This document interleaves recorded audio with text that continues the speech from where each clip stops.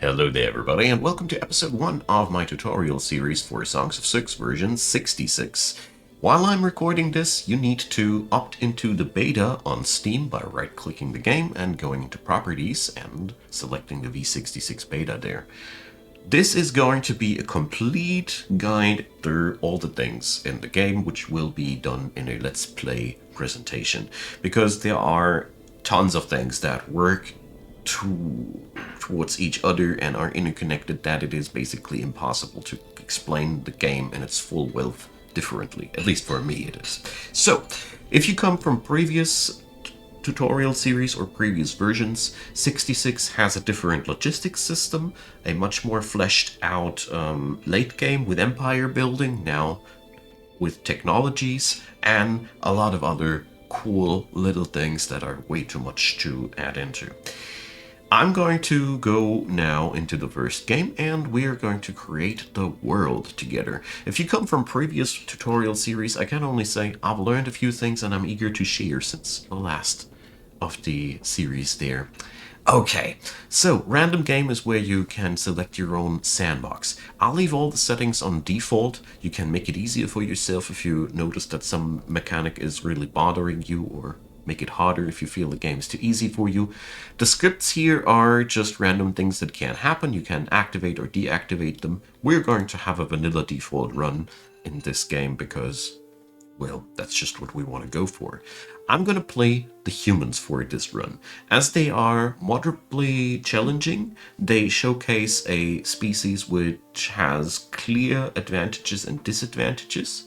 And yeah, they're pretty cool for demonstration's sake. If you struggle playing yourself with them, I can strongly recommend either Cretonians or Emevians are also, I found them pretty easy to pick up as well, as they have a low appetite, and as long as you have water around, you just need a couple of fisheries and they're good to go.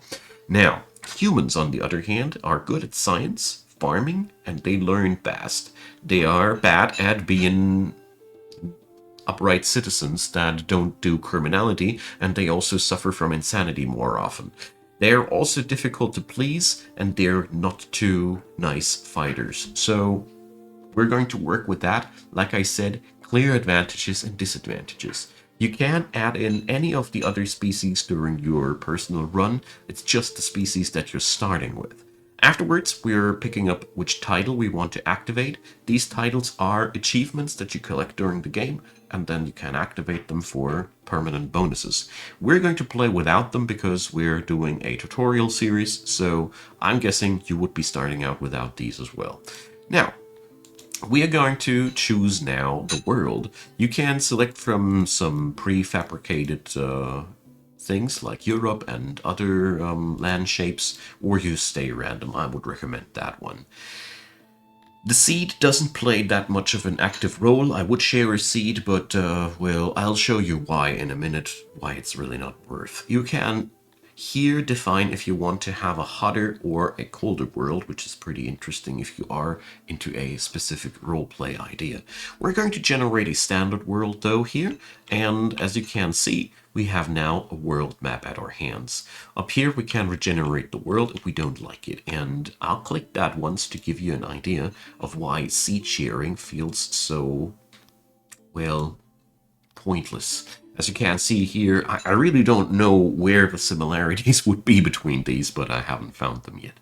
Anyways, the blue grids here define the capital of our new empire. Ultimately, we can play with the entire world here, and we can conquer that whole thing and all the things. But we have to start with one capital. You see on these icons here what kind of materials will be available for your capital. These are depicting rich veins. They are all the materials available on every map, but if you want to do some mining, you really need to have a site that has at least 2 or 3 of these icons on itself, because otherwise the yields will be horrible. More about that in a later episode though, when we're going towards mining. So, when you're starting out, you're looking for the following things. You want to live in the temperate climate, as this is easy to manage for the humans and it's pretty good for them. You want to have some forest and some fertility, as this provides wood, which is a general purpose material that has so many uses, and fertility for the sake of agriculture. We also want some sweet water or fresh water on our map, as water allows us to do so many cool things we're going to demonstrate later. And last but not least, we also want some strategic resources. If you're new to the game, my high recommendation goes towards either coal, stone, where is it at? Ore, which you can transform into metal, or clay. All of these resources are massively powerful. You can do a lot of good things with these. You can do trade, and everything you don't have on your home site, you will acquire later via trading. So I think this one looks really nice. We're going to have we're going to live next to a body of water, and we're going to have clay. I think that's going to be a nice one. Whatever you want to choose, you can choose to your own liking. There's also an editor, so you can also refine your dream start a little bit more. Whatever you do, keep in mind fertility, temperature zone, forests and water, and the rest is also, and strategic resources. The rest is also totally up to you. We're going to work with clay as it is an interesting resource, and you can really make interesting things with that. So let's generate that, and now the computer AI creates all your neighbors. So the world map is now colored, and these are all other AI entities that you will interact with. For now, we're just going to press that arrow and go into our capital map. So when we zoom out here now, we can see the entire landscape. You see with red borders, resources. Those are, well, minerals and the stuff. With the green borders, those are foraging spots. You will notice now that we don't have clay exclusively here. We also have all the other materials present on the map. That is because you have only defined the richness of the deposits. So this means the clay deposits here are really mighty, and we get a lot of clay out of it, whereas if we would start to mine these gem deposits or anything else here, we would have the crappiest mines ever. So really, these are basically false friends. You can now re-roll this map just as you have re-rolled the world map if you'd wanted to. It's up to you. Just make sure that you have the strategic resource that you want to work with somewhere in your vicinity. Here, this is pretty okay-ish. I just want to show you that also this map tile behaves similarly when you regenerate it, but it is still going to be different. As you can see here, the river is completely flowing differently here. We still have that shape, but the landscape generator of this game is really good, and it turns out a lot of cool maps, and feel free to experiment around with that. This is a sweet and easy good start, and when you start out, you have to select where your throne will be. So my recommendation is to check out where a rich deposit of the strategic resource of your liking is at, and then you look where you have specific amount of trees and free space to build at. Where trees are growing, you want to have your woodcutting industry later, or agriculture, as this is super fertile soil. You want to build your city, on the other hand, wherever there's not so much fertility, because, you know, that's the best place for real estate. Alright, so we're going to take that center area here, as I find it extremely good to begin with. We have access to water on many ends. We have a nice open space. Everything I was talking about is to be found here. So let's place down the throne and let's get started. So we see here now a lot of different things, and it takes a while to let that all sink in. So the most basic things. Down here is our construction menu. You will find everything that you can construct down here. Over here is our population overview. We will find how many people are living here, how many of them are currently available as workforce, alongside with many other important informations. We have the time and the season meter. A year in Songs of SYX has 16 days, which is divided in 4 days per season. So that's that. It's a simulation and abstraction, and of course, it works quite nicely.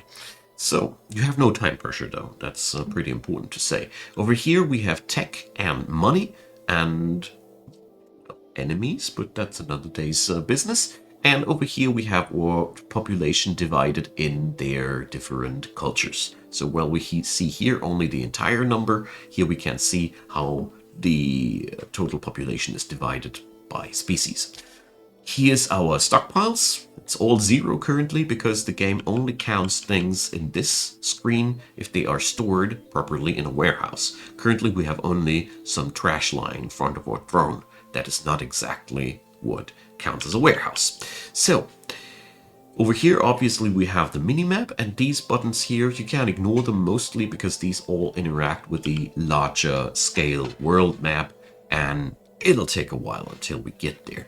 The most important thing to know is the overlays menu. I can totally recommend it to look at it, work with it, pick it up bit by bit.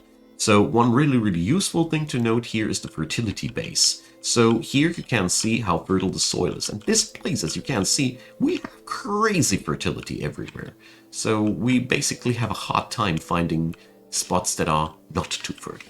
This is a really good beginner spot, and the only downside here is that we have no access to stone naturally. We have no quarries and we have no mountains that we can dig into, so we'll have to work with the natural resources that are lying around. These here are stones that you can't gather. So, let's get started. The very first thing that every city requires to begin with is food. You will go down without food. So we're going to start out with the most easy buildings that provide food. You always start your game with livestock. Livestock can be used to build pastures of all sorts. So we're going into the agriculture menu and we're going to select husbandry, and we're now struck with the question, which pasture? Entelodons are very straightforward producers of food. They have no side products, and I'd recommend them strongly for your first attempts in this business, because that's just what you need. You need food, and it provides. Now, we have the building menu of Songs of SYX. This building menu will be present in many different layers, so let's get started. First off, we can drag and drop the shape of the building that we desire. The pasture that we want to build shouldn't be too large, so we go for something like this. Over here we now see the wood costs of the building, how many workers are going to be employed. I strongly recommend you to go for an optimization that cranks the workers to an even number, because as it was before, you can go backwards by the way by right-clicking. It was 3.8. That means you would need to employ 4 workers anyways, and you would have 20% less yield on that one. So always go for the straight numbers if possible. We now see an output of 6.4. That is the daily output of food that this thing will provide, and efficiency is also a thing. Efficiency is present in all manner of workshops. It's been increased by putting in items that increase the efficiency. In this regard, huts. So you click there and now you get an item on your cursor that you can drop down, and it increases the efficiency. By pressing Q and E, you can now enlarge or downsize the item again. This is something that you can do with all manner of different things. And if you have an item on your cursor, I would strongly recommend try to press Q and E if you can, to see if you can change its size. I was very surprised to see how many items have interchangeable sizes. So here the big deal is the more efficiency per building you want, the more material it costs. So we are going to spread it out like this. So we are saving some material early on. And because I go nuts if I have to have 99% efficiency, we're going to go for that one. So we could have had that with one building, like this one. That's 50% in a box. But you see, that thing alone would now cost more than the entire pasture. So choose to your own liking. We're going to have to build in a gate that has to sit somewhere around the borders, rotated by pressing R. There's also buttons for that, but I think hotkeys are just better. And now we place that down. So, entire costs, and you can now trash can the entire thing if you hated it. You can undo your last action with that. It's basically the right mouse button, and we construct. So let's get the time rolling. We have on our stockpile 100 pieces of wood. This thing will cost 156, so we need more. Down here, you have the jobs menu, where you can assign people to fell trees. As a rule of thumb, wherever a tree is growing in Songs of SYX, a new tree will regrow if you chop it. Only if you build something on top of it, the trees will stop growing. That's that. In version 66, though, the growth speed of chopped trees is slowed, so you don't get as much as you did before, or you can't re-chop them as fast as you could before in previous versions. It's only interesting for people that came from there, which is a direct buff to the woodcutters, but more about that when we hit the according episode. So, our people now are picking up all manner of different jobs for themselves. They're cutting the trees, and they're building the pasture. You can't really tell your people what job to do. They will just do the jobs that are available to them, and they pretty much select for themselves in what order they do these things. So, that does bring up two rules of thumb for me. First up, don't issue too many jobs at once, and if you ever notice that you don't want something to get done because you were ahead of yourself, you can always select the cogwheel menu here with settings, and you can suspend a job. You just click it and then it's suspended, and afterwards activate it again. So this way you have full control over your building projects. So here one of our dudes is clearing the last bit of ground here, seemingly taking forever, but she's chopping away stones. That does take some time. Stone removal is a lengthy process, as you see there. Yeah, it's ridiculous how long they took to clear that one patch, but now they start working. The wood is being carried to the construction site, and now the pasture is being built. There we go. This will provide food for the city.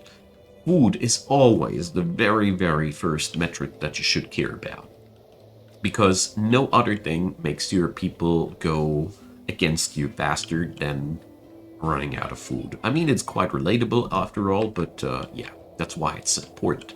So we have now the Entelodon pasture down, and the very first thing I do is I reduce the workers to 4, because we've seen in the building menu that this is all we're going to need.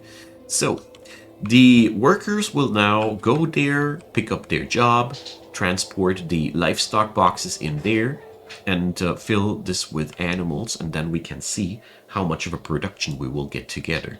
These livestock boxes are basically Schrodinger's boxes, so you can build any pasture with livestock boxes. And ironically enough, the livestock that this pasture produces can then be used to build any other husbandry. It's weird like that, but for now, this hasn't been changed. All right. We can now look up here how our production and consumption rate stands towards each other. So here we see how much food we produce each day and how much food we will consume each day. Currently, there is no official number behind that because our pasture keepers are just starting their work. It'll take some days. You always start with 20 rations, and since you have a consumption rate of 5, so if you'd be doing nothing, you will survive exactly 1 season, and then your people will start starving. But we have fought that off already. So let's build a warehouse next. The warehouse is what we're going to need to organize things. We're going to build a nice 10 on 10 here, or nah, let's make it smaller. Let's make 8 on 8. There we go. So now we have the first building that has walls. Walls bring up a few new options. First up, we want to change what kind of material we use, because mud buildings might be for free in the walls, but they take forever in the building. So go for wood rather. Wood is a nice material, it's easily acquirable, it builds quite fast, and well, it's a good starting material in general. So the very first thing that we require here is we need a door.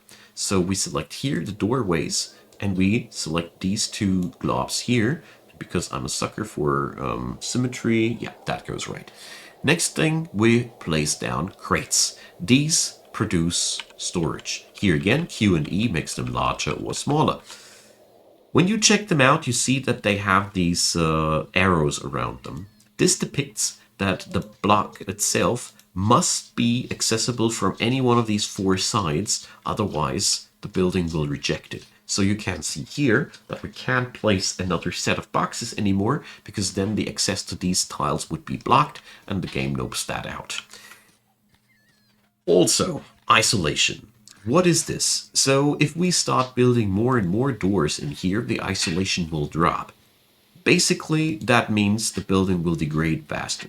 So you have to decide for yourself. Sometimes it is quite nice to have that. For example, if we'd be building doors here and there, we would make the building in a grand total more accessible, but it would need more maintenance. For now, we leave it like that. I just want to explain to you what isolation means. Okay, we checkmark that, and this will be our warehouse. We will again cut some new trees to make sure that we have enough wood available. Damn, 66 looks so fancy. Alright, the warehouse is now going to be built. As another thing we require, you see here this -10. This is housing. People want to live somewhere and we should provide. You will find this in the... I don't know anymore. Ah, yeah, here. The menu has changed again. Service, homes, houses. So we're going to start out with a longhouse, as this provides housing for 10 people. So let's go for that. And fasten up the time a little bit. If you press hotkey 4 twice, by the way, you go from 25 times the speed to 250 times the speed. This is super fast mode, but it's also very, very useful at times. Use it sparingly, use it wisely, only if your city is in a good shape and you know that you need to speed up time a little bit. So let's head on over to the Entelodon pasture. We see now that they are producing 4.85 units of meat per day. That is brilliant. The red flag is always showing that something is amiss. In this regard, it says that we are missing livestock.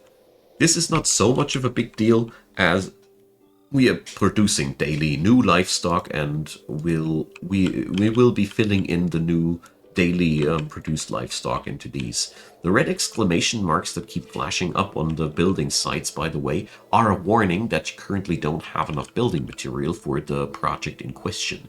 If that happens, you desperately should cut up some new trees. So the house is almost done. And now people move into here. As you see there, the housing is now from -10 to 0. In the previous versions, people only needed housing when they actually did work somewhere. This has been changed, and I find that a very, very good change, because, you know, you don't need a roof only when you start having a job. You need that right from the get-go. And here we see constantly are in a lack of a little bit of wood, but altogether the pasture is almost fulfilling our food needs, so we don't need to worry too much about that. As it stands right now, with the animals growing here, we will eventually have the entirety of our village here fed with that one pasture. So isn't that nice? Alright. So the warehouse is seeing its completion now as well. And that gives us finally the option to control our stockpiles a little bit. So because currently we have no information whatsoever about the things in our possession, and that is not really good. We have produced enough food for the city, well, sort of, but you can now stretch your ration stockpiles quite decently. We will add in more food in a hot minute though. And now we got the warehouse. So when you click in there, you have first up the employment tab. So these people are delivery men. I don't know if they are that necessary. We will check that out in a hot minute. First up, we need to assign people into the crates into the warehouse. So we can only store things if crates are assigned. An assigned crate creates capacity. So we are going to create it like that. We have 2 crates assigned to wood and 2 for stone. We have a grand total of 24 crates. So we're going to store meat. That definitely is a thing we should be storing. Livestock. And beyond that, I don't know. I think we don't have anything we should be needing to store as of yet. So, to fill up our life or food stockpiles a little bit. So, we can check out foraging. When we go around here, you sometimes see these green spots where you can forage things. So here we have a vegetable spot where we can command people to forage. You see that exclamation mark? That's a sign that the foraging material is currently not ready to be foraged. They only grow once per year, and it's a very irregular source of food, but it serves. The other thing that you can go for are fisheries. That's also a reason why I keep saying next to water is really good for you. So fisheries work very simple. You require these little fish icons, and when you place down a bit of a work spot, it creates work spots for the fishermen. Afterwards, we connect the water tiles this way. It's really important that they are all connected with each other, otherwise the building won't work. And then we go from the water onto the land. And here it's also very important, we don't want to take too much space up here. The space right next to the water is super valuable. You can do many good things with it. More about that later. So we place down some auxiliaries to increase the efficiency and storage for the fish. Something like this. And here you now see we have a grand total of 11 fishermen that can work here. And that's that. 100% efficiency and 11 pieces of fish per day. With these little methods, you have your city's well-being under control in no time. The fishery is a little bit far away, and when you click a warehouse, you can now see that the warehouse is not close enough to the fishery to actually pull in items. So, well, let's see. I was also wondering if stuff gets transported into the warehouse without delivery men or not.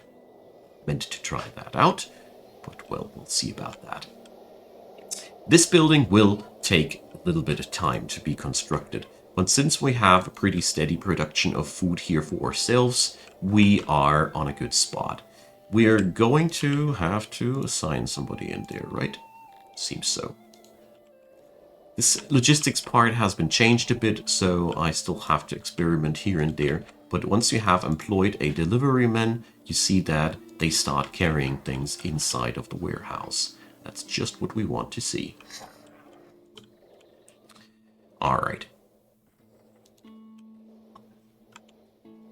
The food is the most important thing, and once that's been taken care of, you basically have as much time as you want to.